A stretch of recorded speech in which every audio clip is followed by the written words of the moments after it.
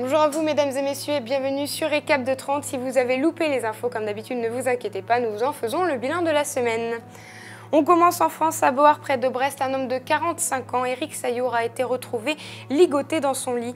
De nombreux moyens ont été mobilisés pour l'enquête. 25 enquêteurs et 8 techniciens en investigation criminelle ont permis de trouver 3 suspects. Ils ont été interpellés et placés en garde à vue. On continue avec l'actualité internationale. Lors du 3e jour de manifestations sanglantes en Afghanistan contre l'autodafé d'un exemplaire du Coran publié aux États-Unis, 2 personnes ont été tuées et 34 personnes blessées dans la province de Kandahar.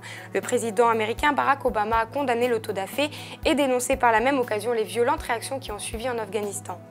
Finance, Éric Besson a déclaré dimanche sur Radio J qu'il voulait revoir son mode de calcul pour éviter une nouvelle hausse du gaz après la nouvelle flambée des prix de l'énergie qui était entrée en vigueur le 1er avril avec une augmentation de 5,2%. Le ministre de l'Énergie a annoncé qu'il souhaitait éviter la nouvelle hausse de 7,5% prévue le 1er juillet. Les prix du gaz ayant augmenté de 21% en un an, il entend ainsi protéger le pouvoir d'achat des Français.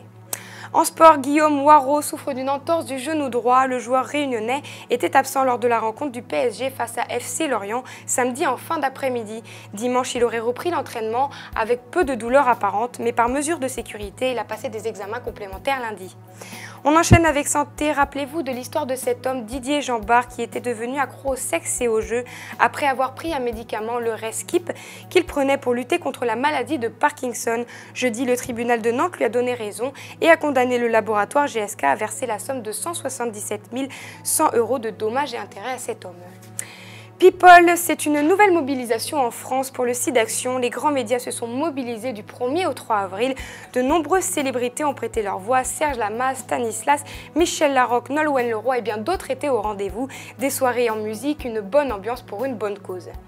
Enfin, technologie, Harry Potter ne nous fera plus rêver avec sa cape magique. Désormais, ce n'est plus de la fiction, c'est une réalité.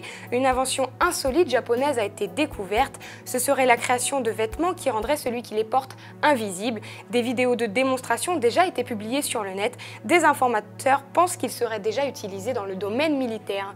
Et c'est sur cette fin magique que je vous laisse. Merci de nous avoir suivis et à la semaine prochaine.